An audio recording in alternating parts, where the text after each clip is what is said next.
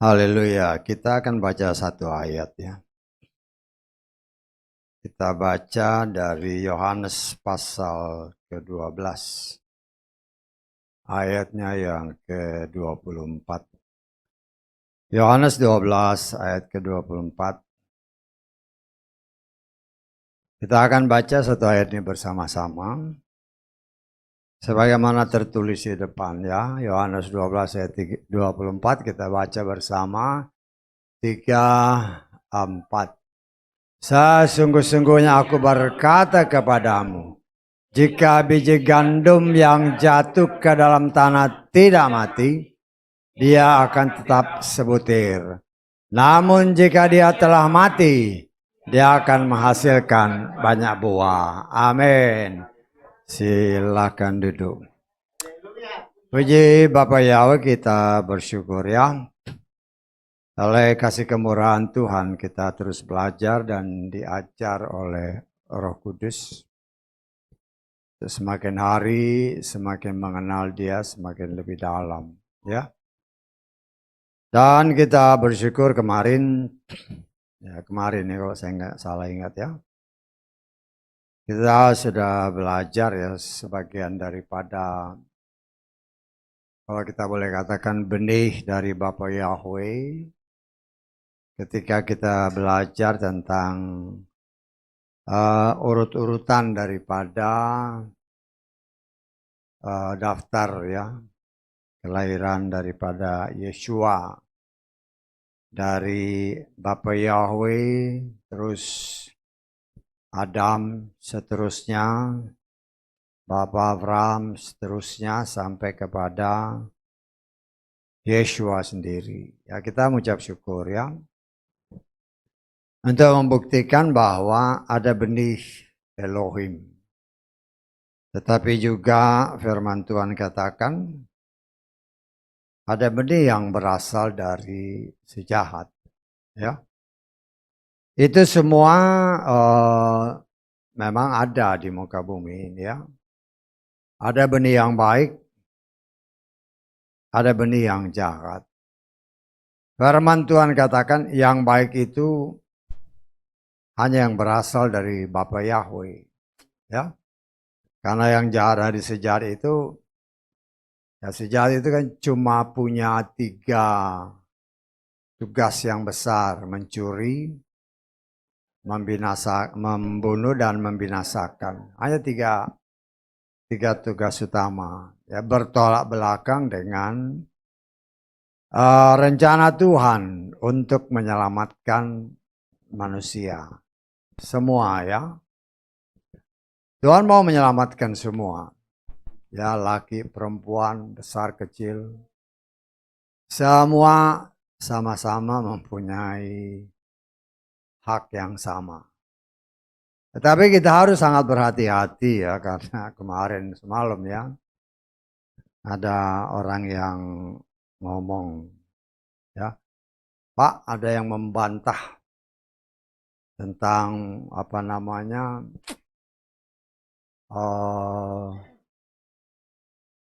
kalau yang khotbah itu hanya perempuan, hanya laki-laki. Dari mana itu Pak? Gimana itu Pak? Dari mana ayatnya? Itu dari kitab Galatia Pak. Kan tidak ada laki-laki, tidak ada perempuan, sama. Ya baca ayat firman yang benar. Jangan hanya sembarangan. Yang nulis Galatia itu siapa? Kan Paulus.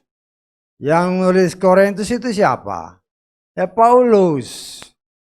Paulus itu siapa? Ahli Torah. Dan dia tidak akan lepas dari Torah. Ya. Nah, di sinilah kita melihat orang, ya memang saya menyadari ya. Sangatlah sulit bagi orang kalau dia dikatakan ya khususnya perempuan ya. Ya. Kan firman Tuhan bilang berdiam diri. Bukan berarti tidak boleh ikut melayani, boleh, cuman semua ada aturannya. Torah itu berbicara aturan, perintah dan ketetapan. Jangan kau langgar. Jangan kau langgar, karena itu kan beberapa waktu yang lalu kan. Boleh melayani, Yesua juga dibantu sama perempuan-perempuan, tetapi ada posisinya. Dan jangan menafsirkan firman itu sembarangan, ya. Kita kalau ngelihat dari garis besarnya aja, Galatia itu yang nulis si Paulus. Korintus itu yang nulis Paulus. Paulus itu ahli Taurat, nggak mungkin bertentangan. Ya, dalam hal kasih untuk keselamatan itu sama. Ya, contoh umpamanya bangsa Israel. Ya, bangsa Israel yang boleh dikatakan terdiri dari 12 suku. Hanya satu suku yang Tuhan izinkan untuk melayani dia di dalam tabernakel. Tetapi untuk keselamatan sampai ke tanah perjanjian itu semua suku. Tetapi dalam tugas-tugas tertentu tidak sembarangan. Orang Lewi memang, ya nanti kita akan masuk dalam pengejaran itu, khususnya nanti di dalam kitab bilangan. Ya. Orang Lewi itu memang yang laki-laki dihitung dari umur 1 bulan, seterusnya. Kalau orang Israel yang lain 20 tahun ke atas. Tapi kalau Lewi, suku Lewi sebulan ke atas. Dan mereka itu memang dikhususkan untuk melayani Tuhan. Tetapi ya, walaupun sama-sama orang Lewi ataupun keturunan Lewi, tidak semuanya keturunan imam besar. Jadi ada aturannya. Dan kita melihat ada orang yang mempunyai karena merasa dia orang Lewi, ya.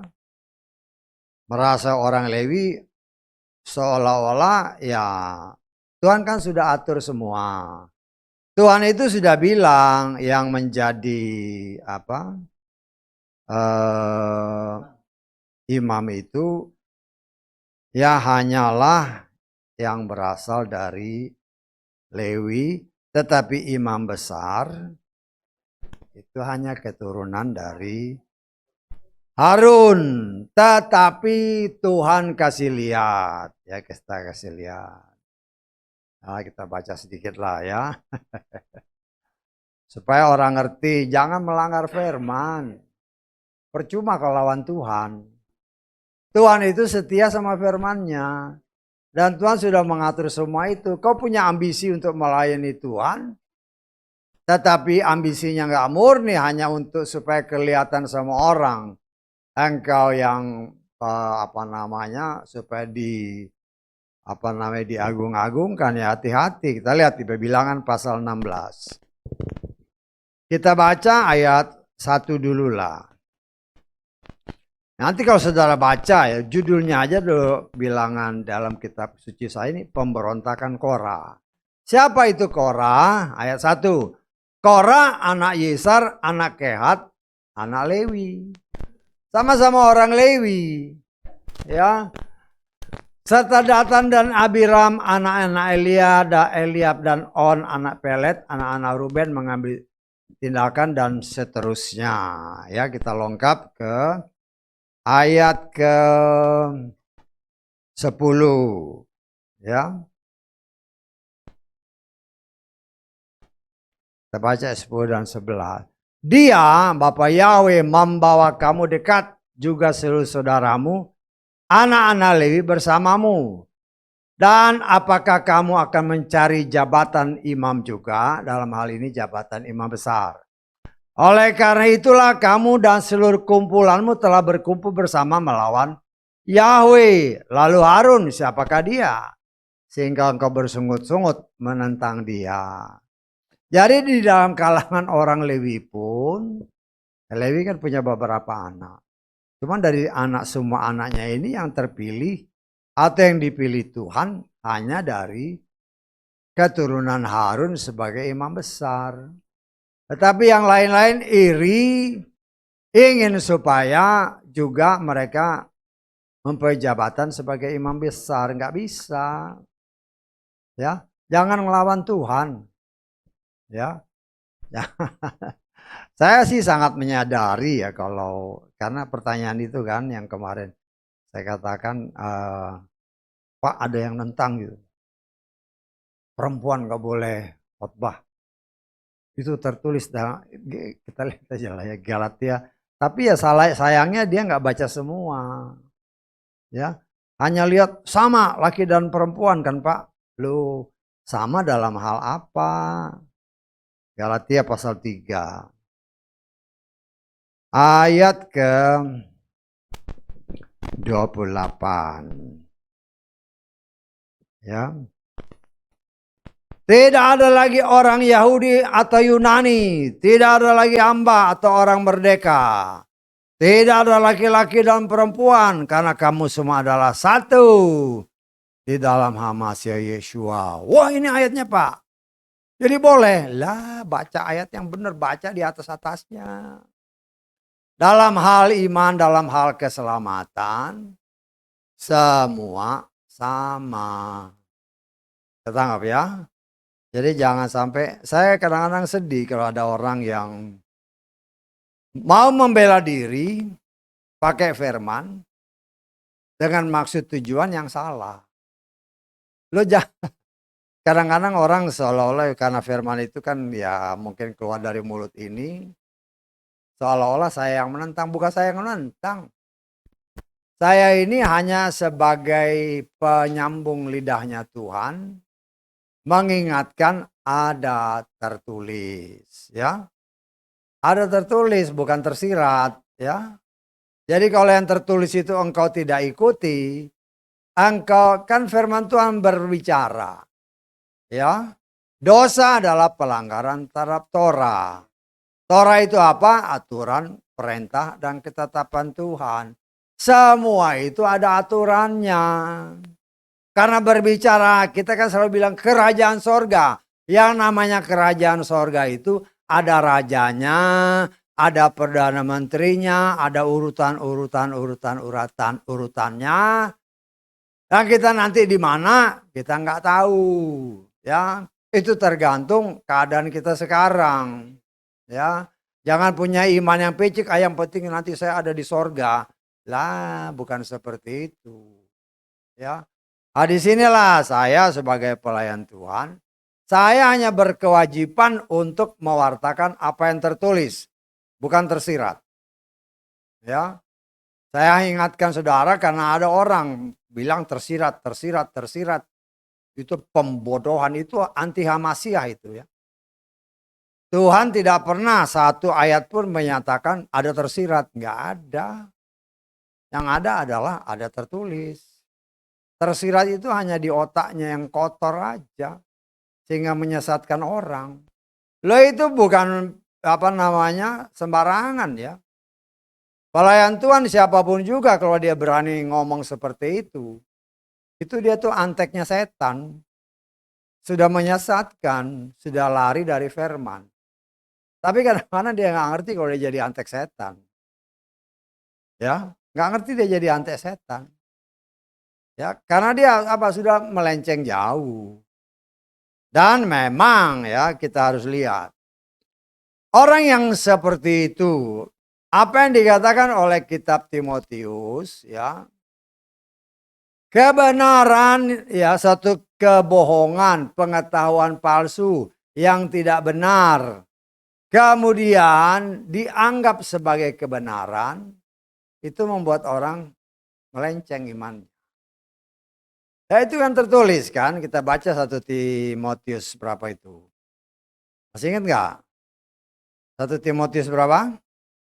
Ya, saya sih ini supaya saudara ingat ya. Kalian ya ini namanya ujian. Ujian.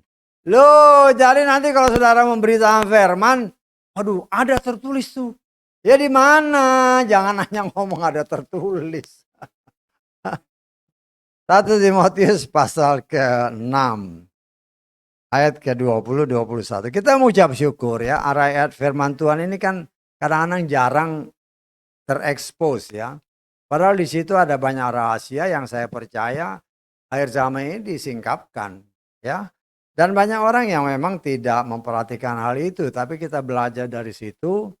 Memang ini suatu kenyataan. Hai Timotius, jagalah apa yang telah dipercayakan seraya menghindari percakapan-percakapan kosong yang duniawi dan pertentangan-pertentangan mengenai pengetahuan yang tergolong palsu, ya.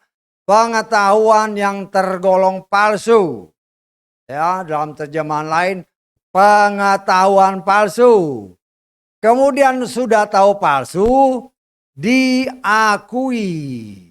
Ya, diakui bahkan di dalam terjemahan Lukas diakui sebagai kebenaran. Akhirnya apa? Membuat iman beberapa orang melenceng. Ya. Loh, ini yang sangat berbahaya. Kalau orang sudah mempunyai landasan yang melenceng, lo akan terus semakin jauh dari kebenaran. Ya, lo kita harus sangat berhati-hati ya. Ya, beberapa saat ini kan ya, ada orang-orang yang merasa gelisah. Ya, karena ternyata fondasinya itu tidak sebagaimana tertulis. Ya, ngomong-ngomong kita ngobrol-ngobrol kan, terus kita tanya, dulu dibaptisnya di mana? Sama siapa? Kan gitu. Ya. Lo orang ini kelihatannya ya. Kan kita tahu kan yang baptis ini Pak. Ya. Orang ini setahu saya baptisnya namanya nggak sesuai firman. Oh, wah kelihatan ya wajar lah. Ya wajar lah. Lo terus kasih tunjukkan. Coba Anda putar videonya. Judulnya ini kau dengar. Ya sehari 2 hari dia balas. Wih, ternyata ada tambahan Pak. Lo inilah namanya. Kan sekarang banyak. Inilah yang namanya pembaptisan apa? Pembaruan. Ya ini pembaruannya karena namanya salah. Namanya diperbaharui. Ada nama tambahan. Padahal rasul-rasul kasih contoh setelah mereka dididik oleh Yesua selama 40 hari setelah Yesua bangkit. Secara intensif mereka diajar. Setelah kepenuhan Roh Kudus mereka pergi.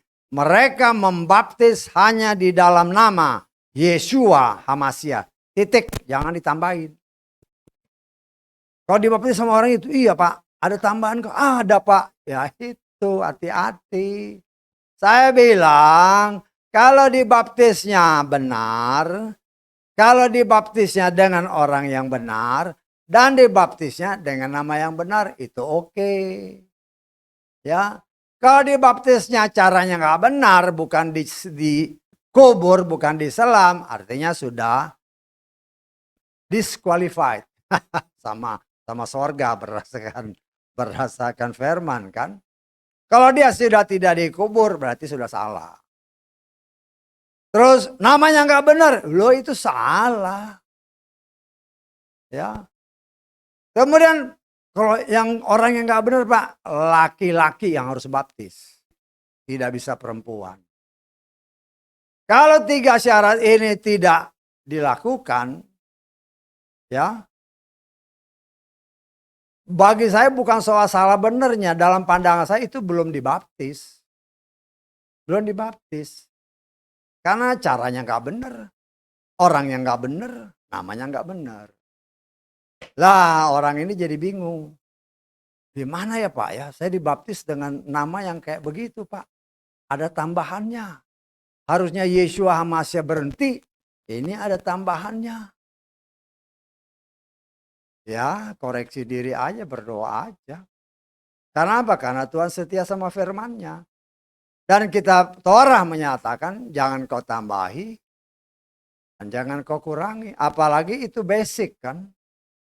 Basicmu itu harus dikubur Di dalam nama Yeshua Masia. Jangan kau tambah lagi. Tambah yang lalu, tambah lagi dengan Roh Kudus. Aduh, orang ini nggak ngerti siapa namanya Bapa Yahweh di dalam. Kan ketika Yesus perintahkan dalam Matius 28, dia hanya bilang, baptislah dalam nama Bapa, Anak, dan Roh Kudus. Ya, dalam Matius 28. Waktu itu para murid belum terbuka. Karena itu ketika Yesus sudah bangkit, kan dalam Kisah Rasul pasal 1, Yesua selama 40 hari. Saya mengimani dia memberi training khusus. Baru di situ dikasih tahu. Yang namanya Bapa, Anak, dan Roh Kudus itu adalah Yesua Masiha. Ya. Sehingga ketika Petrus bersama Yohanes dia datang ke bait suci, dia beritakan Injil, kemudian orang bertobat, mereka bilang, apa yang harus kami buat? Mereka nanya kepada para rasul kan. Engkau harus bertobat. Lu banyak orang yang dibaptis, asal cemplung aja nggak tahu diarahkan bertobat dulu nggak. Karena banyak orang yang baptis-baptis itu kejar target. Bukan kejar kualitas orang, tetapi kuantitas orang. Ya, orang belum bertobat sudah dibaptis bagaimana? Orang yang belum mengakui kan Roma 10 ayat 9 10. Dia harus percaya bahwa Yeshua itu Tuhan dan Juru Selamat. Mengakui dengan mulut dan percaya dalam hati. Ya, ya saya nggak tahu kalau orang-orang bilang, oh Pak, di sini ada Shema Yisrael nggak Pak? Shema Yisrael. Shema Yisrael itu apa sih? Kan dengarlah Yisrael. Engkau pronounce senantiasa proklamasikan Shema Yisrael, tapi engkau nggak lakukan firman, percuma. Percuma. Ya. Jadi jangan sampai kita dibodohi hanya mau melihat seolah-olah ibadah itu wah kelihatannya bagus. Tetapi lari dari firman, ya buat apa? Apa salah satu inti daripada Shema Israel? Mengasihi Bapa Yahweh dan mengasihi sesama. Yesus berkata apa? Kalau engkau mengasihi aku, lakukan perintahku. Lo perintahnya nggak dilakukan, tapi Shema Israel, Shema Israel. Bagaimana ini? Ya, lo kita harus mengerti dengan benar dan memang tidak ada aturannya. Oh harus pakai Shema Israel itu kan buatan manusia aja. Karena Shema Israel itu dengar Israel. Apa yang didengar? Ya firman. Engkau ngomong terus Shema dengan nama-nama segala macam. Tapi dalam kenyataan hidup engkau melanggar firman. Apa itu Shema Israel? Hati-hati jangan kau dibohongi oleh orang-orang yang kelihatannya indah. Tetapi jauh daripada apa yang harus kau lakukan. Ya. Saya melihat begini kan. Ya saya kadang-kadang berpikir orang ini ngerti nggak sih? Kan Yeshua sudah mengajarkan kepada para rasul. Para rasul mempraktekannya. Mereka membaptis orang dengan jelas. Baik nanti saudara baca Kisah Rasul pasal 2, Kisah Rasul pasal 10, Kisah Rasul pasal 19. Hanya di dalam nama Yeshua Masiha. Jangan kau tambah lagi dengan Roh Kudus. Dalam nama Yeshua Masiha. Dalam nama Roh Kudus. Emangnya berarti ada dua nama dong. Ya, saya sedihnya apa? Karena ada orang yang pernah dibaptis di sini berkali-kali saya bilang kan. Kasihan jadi orang. Jadi seorang pelayan Tuhan nipu orang lain. Tetapi caranya ya nipu dengan, ya kalau nipunya untuk kebenaran sih mendingan. Tapi ya nggak ada kan. Nipu untuk kebenaran ya nggak ada. Ya. Hanya supaya waduh kelihatannya jumlah yang dibaptis banyak. Tetapi mutunya ya ditanyakan, dipertanyakan karena banyak sekali mungkin ya asal ikut-ikutan aja. Ya karena saya tanyakan, kamu Pernah nggak dari mulutmu sebelum dibaptis keluar, aku percaya Bapa Yahweh, aku mengundang engkau. Loh itu kan semua firman. Itu kan tertulis semua baik dalam Roma pasal 10 maupun dalam kitab Wahyu pasal 3. Itu semua firman dilakukan nggak? Enggak. Terus apa yang kau bilang sama Israel? Sama Israel itu artinya engkau ya, intinya yang paling utama adalah mengasihi dia. Mengasihi dia itu artinya mengasihi firman-Nya dengan benar. Ya, karena sekarang ada yang menanya, Pak di sini ada pakai Syama Israel nggak Pak? Lah, Syama Israel itu bukan hanya diomongin, dilakukan. Ya, jangan bilang aku mengasihi Tuhan tapi nyolong juga. Ya percuma kan, gak ada gunanya. Jangan kelihatannya, wow kelihatannya hebat, tetapi kemunafikan ada di dalam sana. Ya sama kayak orang Parisi itu kan, waduh kalau berdoa di jalan-jalan. Kan Yesus sudah bilang dalam kitab Matius pasal 23. Kelakuan-kelakuan orang Parisi semua. Ya, nah, kita jangan ikut-ikut seperti itu.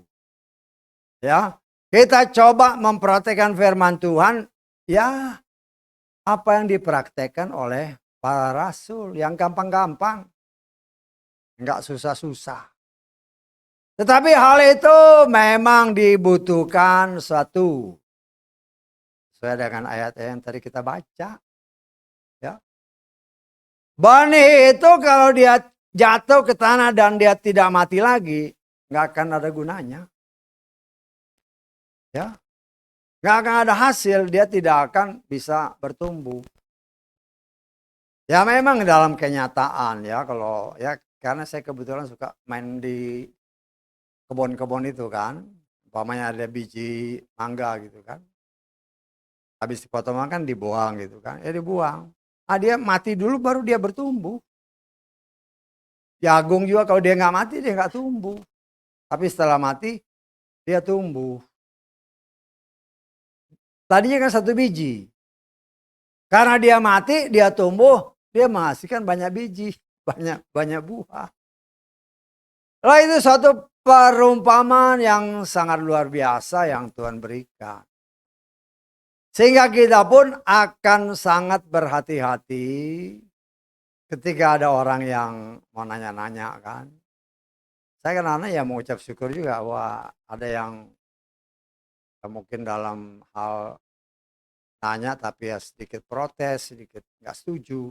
Ya boleh-boleh aja.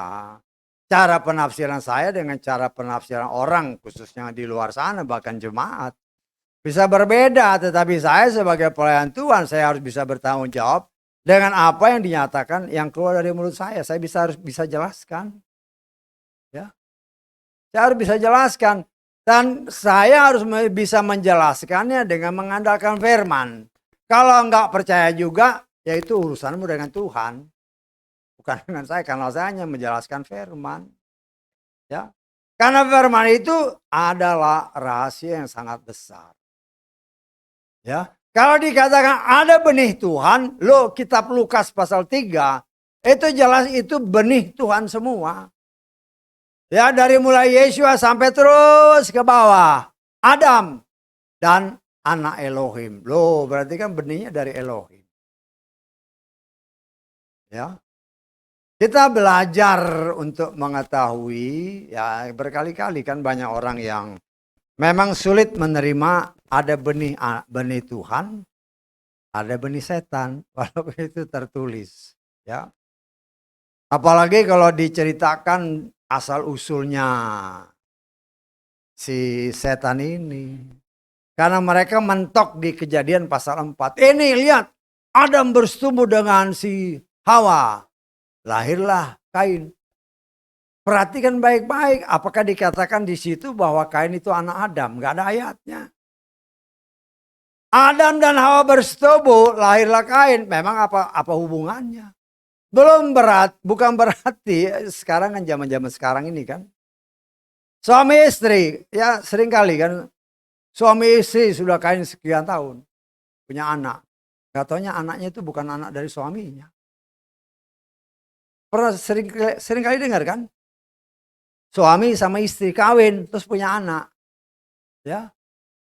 Pertama-tama dia nggak tahu, lama-lama loh ketika cek darah loh ini kok DNA-nya beda. Lah itulah yang terjadi dulu. Karena kejadian pasal 3 itu tidak dijelaskan. Saya berkata ya hikmat Tuhan. Semua pekerjaan setan Tuhan tidak buka. Apa yang terjadi? Apakah buah? Bukan buah. Itulah rahasia ya kita harus belajar. Ya. Karena kita harus mengetahui dengan sungguh-sungguh ya. Tuhan itu tidak pernah menciptakan raksasa. Tetapi kok ada raksasa, kan gitu. Wah itu kan di Kejadian 6. Ketika malaikat-malaikat jatuh kawin dengan sama anak-anak manusia, lahir raksasa. Baca firman Tuhan itu yang benar. Karena ada tertulis, ketika anak-anak Elohim kawin dengan perempuan-perempuan, lahirlah raksasa-raksasa. Tetapi sebelumnya sudah ada. Dari mana? Saya tanggap. Itu harus jadi pertanyaan, dari mana yang sebelumnya itu? Dan hikmat Tuhan saya beraninya katakan itulah keturunan si Kain. Karena Kain itu anaknya si Lucifer. Ya. Setelah zaman Nuh semua dibinasakan. Tapi ketika bangsa Israel masuk ke tanah Kanaan, loh kok ada raksasa. Loh itu harus dipikir, kenapa? Karena firman itu rahasia. Dan rahasia itu hanya dibuka kepada siapa? Kepada orang yang Tuhan berkenan menyingkapkannya dan kita mengucap syukur. Walaupun banyak di luar sana orang sulit menerimanya. Tapi bagi saya itulah pembukaan yang saya wartakan. Walaupun orang ya antara percaya dan tidak percaya. Ya. Tetapi itulah ya kan sekarang banyak berita-berita dengan munculnya berita-berita kan. Wah, saudara saya sekali lihat kan ada yang istilah ini babi ngepet. Suka lihat kan ada orang tahu jadi babi. Dari babi jadi manusia. Loh itu kerjaan setan. Kalau sekarang itu ada, dulu pun sudah ada. Dan kita harus ingat. Ya, ketika Tuhan mengutuk si nahas ini, si ular. Kita tidak tahu persis bagaimana bentuknya sebelum terkutuk. Hanya nahas itu artinya bercahaya. Apakah dia bentuknya seperti ular yang kita lihat sekarang? Belum tentu. Belum tentu, kita nggak tahu. Ya. Dan di sinilah kita juga harus coba mengerti bagaimana nih. Karena itu ya Tuhan. Ayat-ayat firman Tuhan yang tadi kita baca sangat-sangat luar biasa. Ya. Ada tertulis yang menaburkan benih yang baik itu adalah anak manusia. Ya berlakulah dari kitab Lukas pasal 3 tadi kan. Ada anak Elohim. Ada Elohim, terus Adam. Artinya benihnya dari Elohim, lahirlah Adam, keluarlah Adam. Tapi kan orang kalau bilang melahirkan Adam. Waduh, berarti dia melahirkan.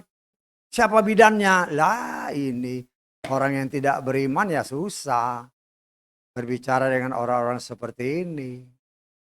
Tetapi di sinilah Tuhan sebenarnya mau membukakan rahasia ini yang sulit sekali untuk diterima oleh manusia. Kalau dikatakan memang ada anak setan. Dan saya sebagai pelayan Tuhan hanya berani dengan mengatakan bahwa kalau dia anak setan, tidak mungkin dia masuk surga. Gak bisa. Karena itu anak setan ini mempunyai hati seperti jalanan. Seperti jalanan.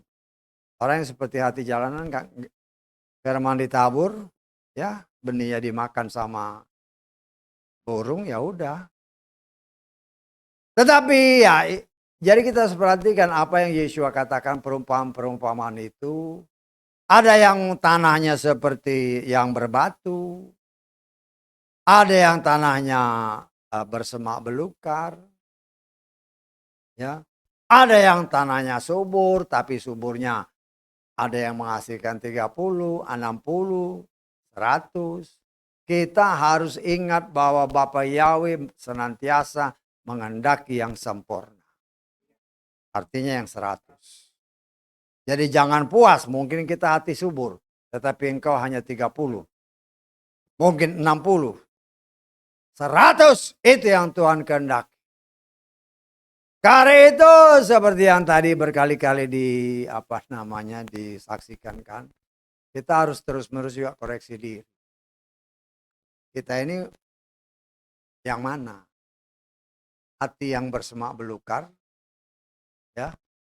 Taburin firman ketika dengar ya, semangat berkobar-kobar. Begitu masuk keluar dari tempat ibadah, berubah lagi. Hati-hati. Hati-hati. Kenapa? Ya itu yang tadi. Mungkin fondasi kita nggak kuat. Ya.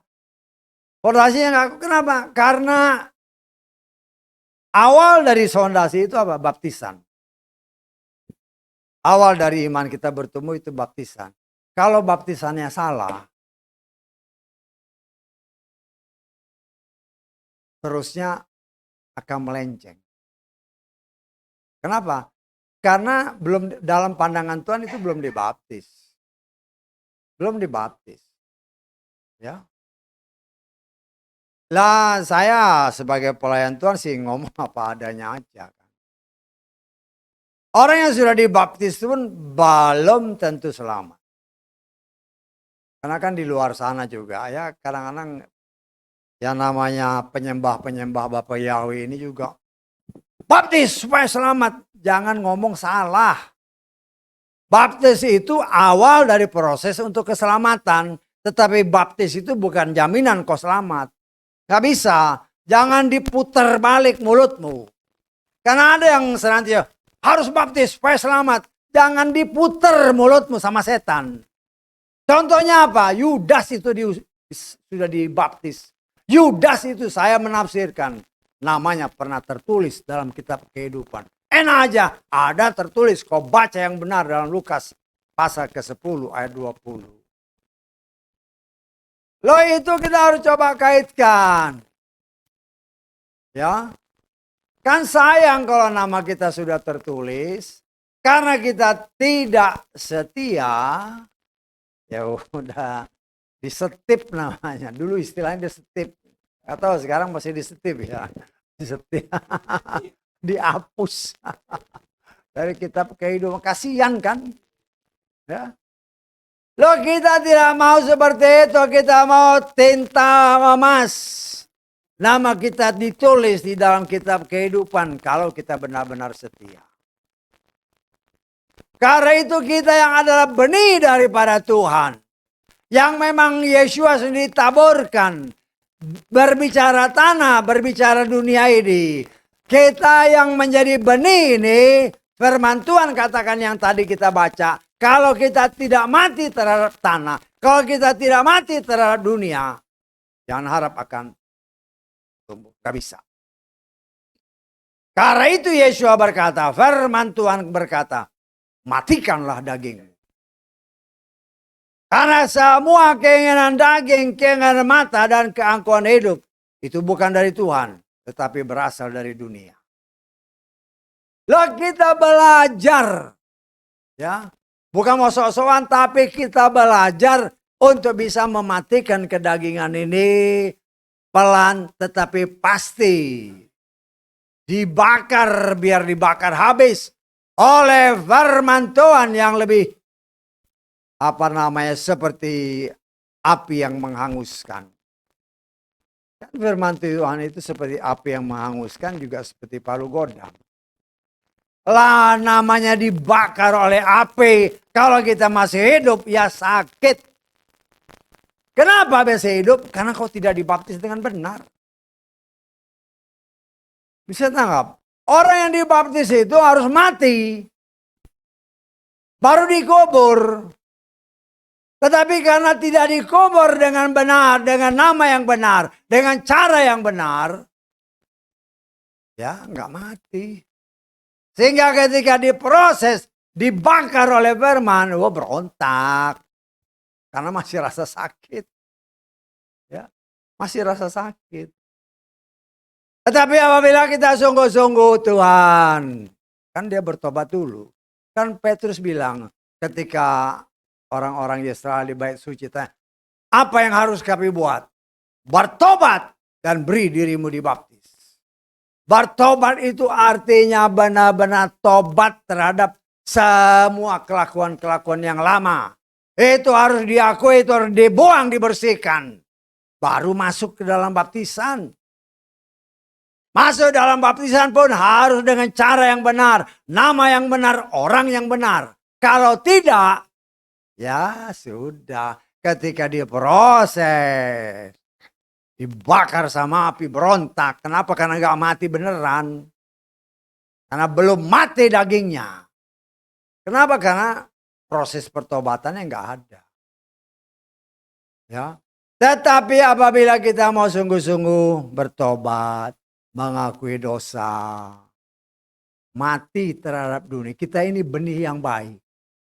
Seperti yang Yesua katakan tadi. Tetapi benih yang baik ini, kalau dia tidak dimatikan dahulu.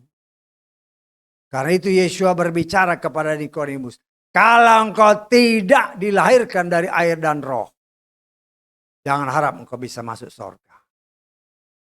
Orang yang bisa dilahirkan dalam roh artinya dibaptis dengan benar. Dia harus benar-benar mati terhadap dunia. Tidak ada lagi ikatan-ikatan dengan dunia. Sehingga ketika dia dikuburkan. Kemudian dia bangkit lahir baru. Lahir sebagai ciptaan yang baru. Karena dia lahir dengan nama yang benar. Kan kitab, kita baca aja lah Roma pasal berapa itu. Pasal ke-6 ya supaya ya jangan sampai kita salah ya. Roma pasal 6 kita lihat. Kita baca mulai ayat 3. Roma pasal 6 mulai ayat 3 kita baca coba. Atau apakah kamu tidak mengetahui bahwa seberapa banyak yang telah dibaptis ke dalam apa? Hamasia Yesua. Enggak ada lagi Roh Kudus. Yang di luar-luar sana baptis dalam nama Yesua Hamasia dan Roh Kudus. Ada enggak nama Roh Kudus di situ? Ya, jangan menyesatkan banyak orang. Kita telah dibaptis apa? Ke dalam kematiannya. Loh, kalau namanya enggak benar. Ya. Berarti kan belum mati. Bisa ngerti enggak, Saudara? Ya kadang-kadang kalau kita baca ayat-ayat gini, coba dibacanya di pelan terus ya. Kan di sini bilang dibaptis, mana tadi ayat? Dibaptis ke dalam Hamasia Yesua. Di luar sana kan dibaptis dalam nama Yesua Hamasia dan Roh Kudus. Enggak ada Roh Kudus di sini. Kenapa? Karena Bapa, Anak dan Roh Kudus namanya Yesua Hamasia. Titik. Jangan kau tambah. Kalau engkau tambah, nggak cocok dengan ini. Saya nggak. Tuhan itu setia sama firman-Nya, bukan setia sama orang. Saya ini hanya alat menyampaikan firman. Mengingatkan kita, baptisnya cukup pakai nama Yesua Hamasia. Jangan kau tambah ya. Kalau kau tambah berarti engkau tidak dibaptis dalam kematiannya. Karena itu jangan heran ketika engkau diproses sama firman yang bagaikan api yang menghanguskan. Karena engkau tidak mati. Yuk berontak. Saya tangkap enggak? Berontak namanya enggak mati kan. Sakit dia. Loh kalau enggak bisa diproses dengan firman ya sudah. tidak akan jadi nanti ya. Kemudian kita baca lagi lah ya, supaya enak bacanya ini. Sampai ayat keberapa ya lah. Setelah itu kita telah dikuburkan. Dikuburkan ini artinya kita dibaptis. Baptiso itu memang artinya diselamkan, dikuburkan bersama dia. Dia itu siapa? Yeshua HaMashiach. Nggak ada lagi Roh Kudus. Tetap. Ya, kalau orang yang dibaptis dengan nama Yeshua HaMashiach dan Roh Kudus, koreksi dirimu. Itu sudah melanggar firman. Siapapun orang di luar sana. Ya, jangan kau dibodohi oleh orang-orang yang dipakai setan, yaitu setan. Kenapa saya bilang 66 kitab setan masuk, tambahin 6. Apa ini 6? Kedagingan. Ya, Yeshua HaMashiach itu sudah klop nama Bapa, Anak dan Roh Kudus. Ditambah lagi karena ini baptisan, ya mungkin namanya apa? Baptisan pembaruan, pembaptisan pemulihan. Tambah lagi sedikit. Plak.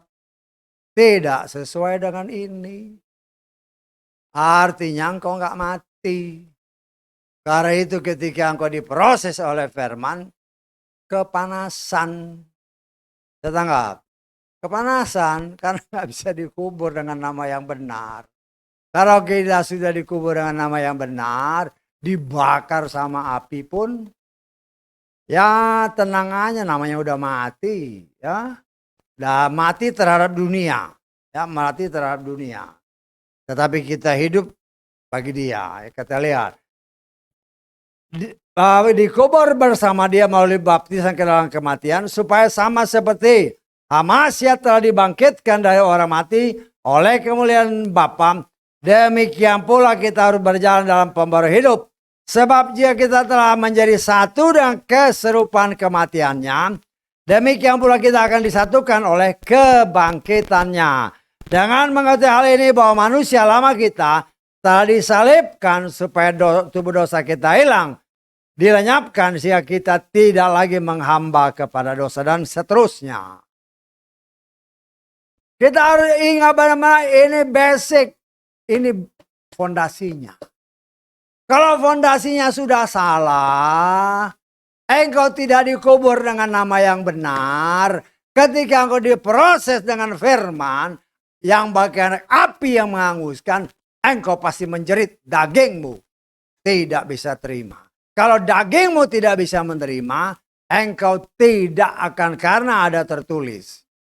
Firman itu yang memurnikan, kita dimurnikan dengan api, dengan firman. Lo kita coba mengerti kehendak Tuhan, karena itu Tuhan berfirman. Mengertilah kehendak Tuhan. Apa kehendak Tuhan? Dia mau kita kudus. Bagaimana kita kudus? Kuduskan mereka dengan firman Tuhan. Ya. Karena itu kita harus sangat berhati-hati. Kita sebagai benih Tuhan. Ya. Kan Yeshua bilang, yang menaburkan benih itu anak manusia. Saudara baca di dalam kitab Matius 13. Ya. Kemudian benih itu ditabur, kelak. Ya, kita baca lagi lah.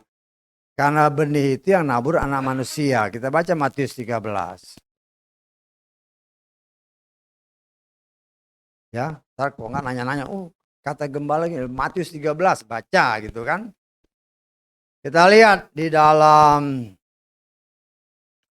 Matius 13 ayat ke-37.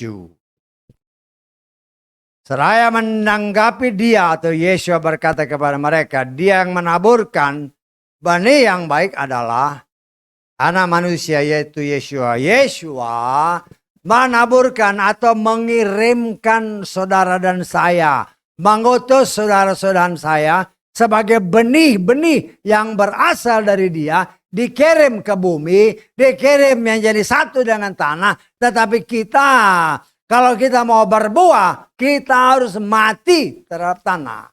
Jelaskan apa yang tadi kita baca. Dalam Yohanes 13 kan. Yohanes pasal 12 tadi. Kita harus mati terhadap tanah. terhadap dunia. Kita benih daripada Bapa Yahweh. Ketika Tuhan mengirimkan saudara dan saya ke muka bumi ini, kita harus benar-benar mematikan kedagingan kita terhadap dunia. Supaya apa? Supaya kita menghasilkan buah bagi hormat kemuliaan namanya. Karena itu memang dibutuhkan sesuatu proses. Ya. Saudara dan saya adalah utusan-utusan Tuhan. Benih-benih yang memang Tuhan kirimkan. Tetapi untuk kita bisa berhasil, kita harus mati terhadap tanah. Mati terhadap dunia. Dengan segala keinginannya. Dan proses terjadi ketika kita, ya itulah proses Tuhan. Karena kita benih dari Tuhan. Maka kita harus menjalani proses-proses ini. Ada pertobatan, ada kelahir. Ini kan kita akan belajar tabernakel ini. Basicnya itu ini. Ini Moshe copy dari apa yang dia lihat dalam penglihatan. Ini yang di sorga itu kayak gini. Inilah tata ibadah di sorga. Ya. Nah, kita harus benar-benar mengerti. Jangan sampai ya. Kadang-kadang saya sedih orang kok. Ya susah sekali nggak mau pakai nama yang benar. Ya karena istilahnya itu. Ini baptisan apa sih namanya? Baptisan pembaruan apa? Baptisan pentahiran atau baptisan apa? Di mana pembaruannya? Loh ternyata ditambah plak. Dan banyak orang nggak ngerti. Saya pernah bicara dengan salah seorang dari kita kan di sini. Coba dengar videonya. Kan waktu dibaptis kan dia nggak tahu. Ya, saudara kan nggak tahu kan yang kecuali yang dengar ini. Tapi kan itu direkam. Ketika direkam, coba dengar rekamannya. Oh iya Pak. Ya sekarang gimana? Ya terserah. Terserah pribadi lepas pribadi. Tapi saya sebagai pelayan Tuhan, sebagaimana yang sering saya katakan. Dibaptis itu harus dengan cara yang benar. Dibaptis itu harus dengan nama yang benar. Dibaptis itu harus dengan orang yang benar. Kalau ini melenceng aja, saya menafsirkan itu belum dilakukan. Kalau belum dibaptis, berarti belum dikubur bersama Yeshua. Sehingga ketika engkau diproses oleh firman, ketika firman itu membakar, engkau rasa kesakitan. Tetapi kalau kita sudah melakukan apa yang benar, kita sebagai utusan-utusan, kan Tuhan, kan anak manusia yang menabur. Kita diutus oleh Tuhan. Kita harus mengikuti aturan mainnya. Karena itu Yeshua berkata kepada saudara sepupunya yang bernama Yohanes Pembaptis. Lakukanlah apa yang harus kita lakukan. Karena Yohanes kan dia tahu ini, ya walaupun sepupunya. Tapi dia tahu siapa Yeshua. Karena itu dia berkata kepada Yeshua, harusnya aku yang kau baptis. Tapi Yeshua berbicara, lakukanlah apa yang sudah diatur. Kita juga harus mengikuti apa yang sudah diatur. Karena kita benih dari Tuhan. Waktunya kita dipanggil, ya masuklah bertobat. Ini urutannya. Bertobat, dibaptis. Setelah dibaptis dengan cara yang benar, artinya kita sudah dikubur. Proses pemurnian terjadi oleh firman. Karena kita sudah masuk dalam kategori cara yang benar, nama yang benar, orang yang benar. Ketika diproses ya tenang-tenang aja. Akan merasakan sukacita. Ketika benih-benih si setan mulai dipretelin satu persatu dari dalam hidup kita. Disayat, dihabisin dengan firman Tuhan yang lebih tajam daripada pedang bermata dua manapun. Ya, sama seperti mungkin bisul-bisul dibabat semua sama firman Tuhan yang lebih tajam daripada pedang bermata dua. Sehingga tubuh kita benar-benar menjadi mulus. Memancarkan kemuliaan Tuhan. Nah, kita sebagai anak-anak Tuhan, kita belajar mengerti. Kita semua sama-sama diproses ya. Saya tidak mengatakan saya lebih baik dari saudara, belum.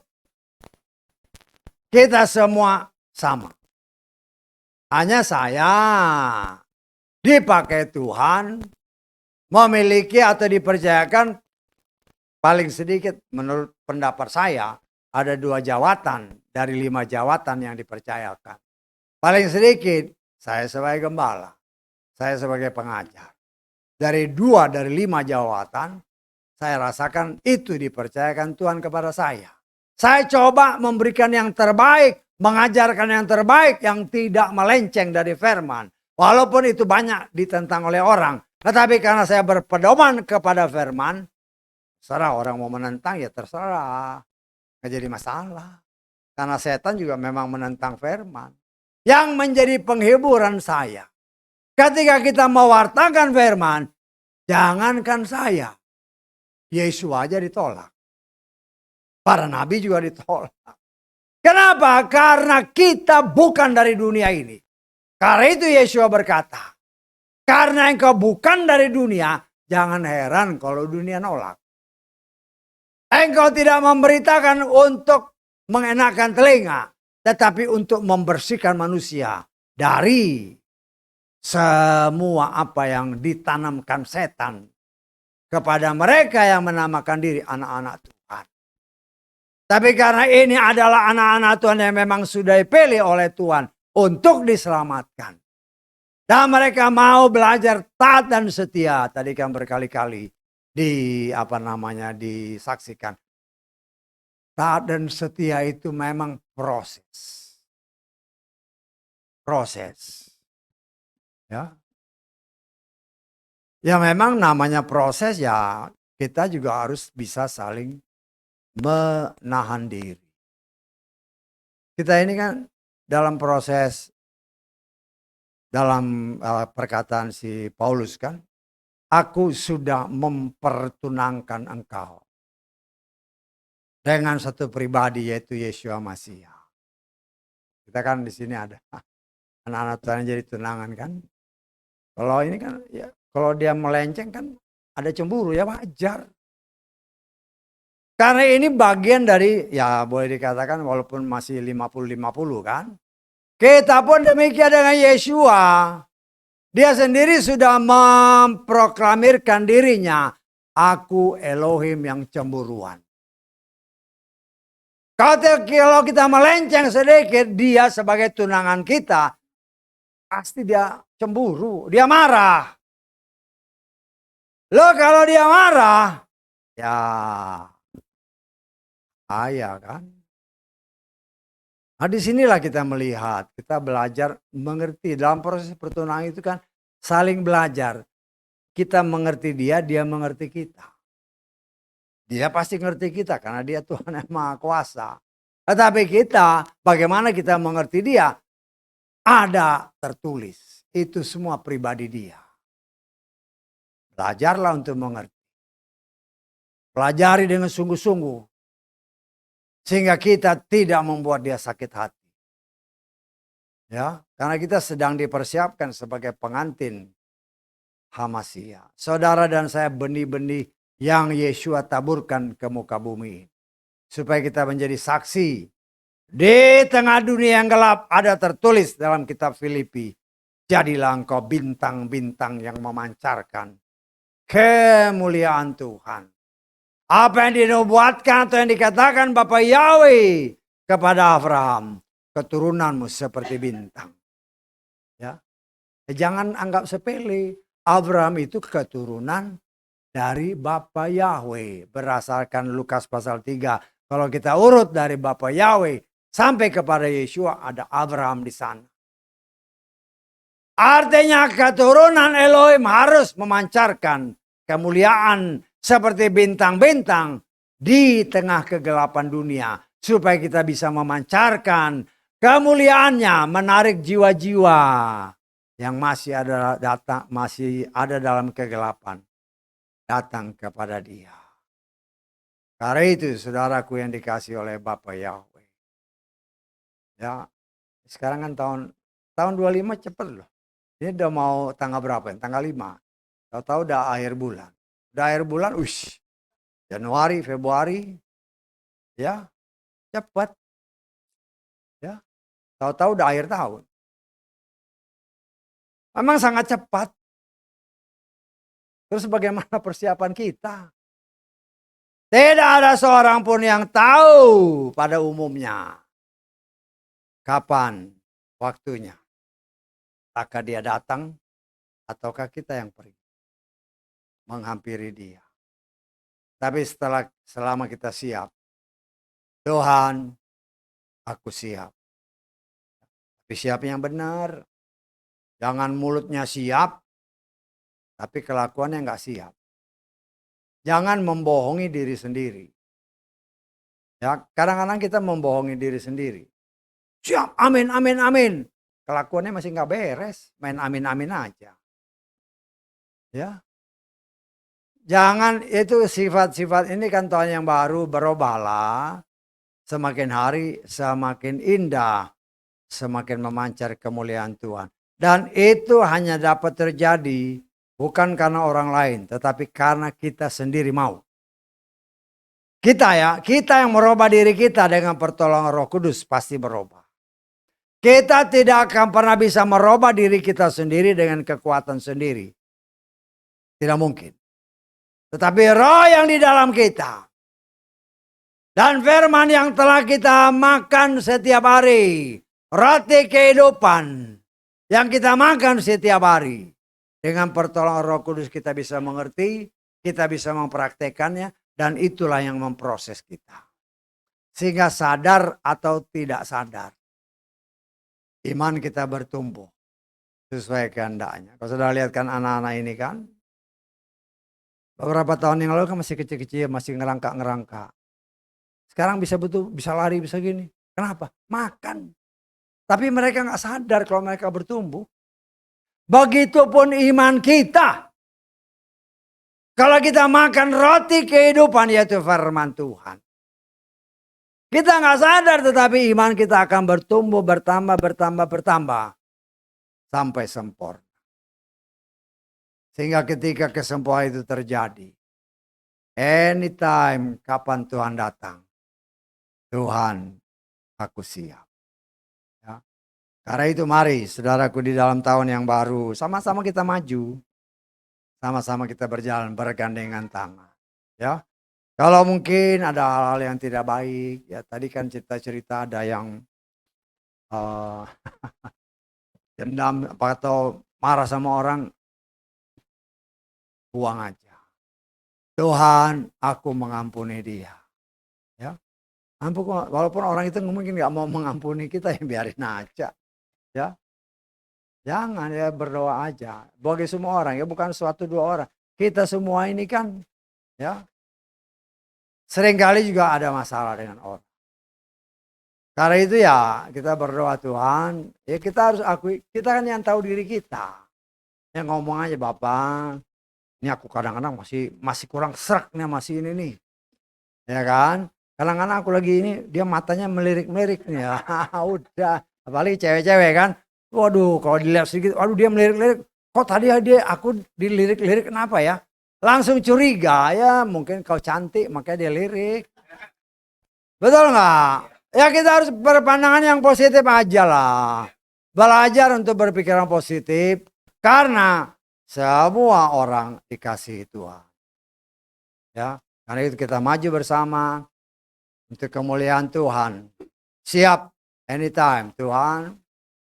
Kalau Tuhan datang, bukan kuat gagahku, tapi Tuhan yang mempersiapkan aku. Sehingga aku layak datang dalam hadirat. Ingat, saudara dan saya adalah benih-benih yang Yesua taburkan. Dia taburkan supaya kita menghasilkan buah. Dia taburkan supaya kita menjadi terang. Untuk menjadi wakil-wakil Tuhan. Memenangkan jiwa-jiwa untuk kemuliaan namanya. Haleluya, amin.